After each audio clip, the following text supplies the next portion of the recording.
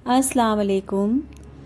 अल्लाह सुब्हानहू व तआला ने दुनिया में बहुत तरह की मखलूक़ात उतारी हैं। उनमें से बहुत से बारे में हमें पता है और बहुत के बारे में हमें नहीं मालूम है। जैसे कि हमने देखा है कि कुरान पाक में जिन्नात का ज़िक्र है, जबकि हम उनको देख नहीं सकते और ये कहा जाता है कि वो हमें देख सकते हैं।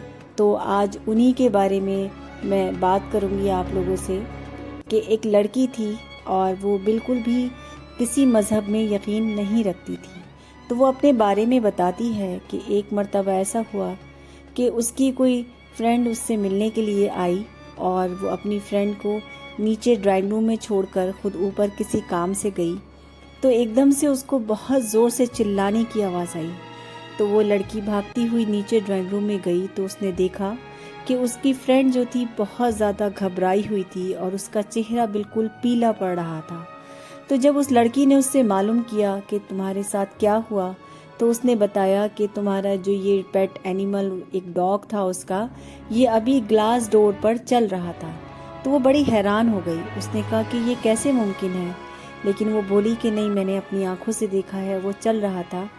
खैर उसने अपनी फ्रेंड को समझाया और थोड़ी देर के लिए वो लोग बाहर चली गई आउटिंग के लिए और अपना जहन उन्होंने बटाया वहाँ से और वो वापस आ गई।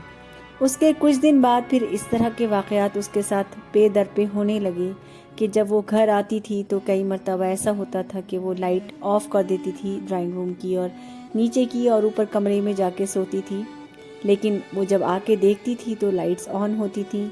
कभी ऐसा होता था कि वो बेड पर लेटी है और उसको ऐसा लगता था कि कोई उसके कमरे में आया और उसके पिलो को हिला रहा है। लेकिन एक मर्तबा उसने कहा कि बहुत ज़्यादा ऐसा उसके साथ हुआ कि वो बहुत ही अजीब व गरीब था और उसने उसकी ज़िंदगी को तब्दील कर दिया। तो वो ये बताती है कि वो रात के टाइम उसको प्यास लगी और वो पानी लेने के लिए नीचे किचन में गई तो उसको ऐसा लगा कि कोई उसके पीछे आके खड़ा हुआ है और वो बहुत ज़्यादा इस बात से खौफज़दा हो गई।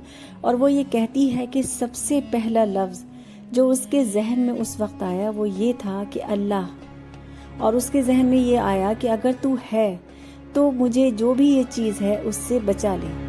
और ये बात उसके जहन में आते ही उसको बहुत ज़्यादा सुकून महसूस हुआ और उसका डर जो था वो ज़ाइल हो गया और वो वापस जाकर बहुत इत्मीनान के साथ अपने बेड पर सो गई।